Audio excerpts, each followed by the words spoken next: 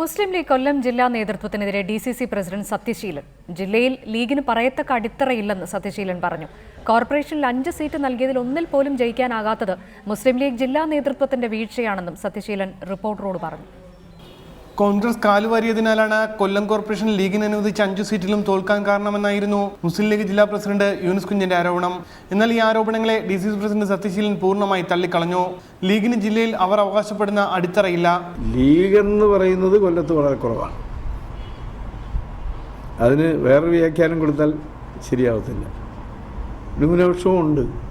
ആ ന്യൂനപക്ഷമൊക്കെ കോൺഗ്രസിൽ നല്ല ശതമാനമുണ്ട്. കോർപ്പറേഷനിലേക്ക് ലീഗ് ചോദിച്ച 5 സീറ്റും UDF അനുവദിച്ചെങ്കിലും ഒന്നുപോലും ജയിപ്പിക്കാൻ ലീഗിന് കഴിഞ്ഞില്ല. ഞങ്ങൾ അതേസമയം 5 സീറ്റ് അവർക്ക് ആദ്യമേ ഫസ്റ്റ് ഡേ തന്നെ തീരുമാനിച്ചു കൊടുത്തു. അത് ഉൾക്കൊള്ളാനുള്ള ശേഷി അവർക്കുണ്ടോ ഇല്ലയോ എന്നുള്ളത് നമുക്കറിയില്ല. അത് പിന്നെ എന്തുകൊണ്ട് അവരത് ഉപയോഗിച്ചില്ല എന്നുള്ള കാര്യം നമുക്കറിയില്ല.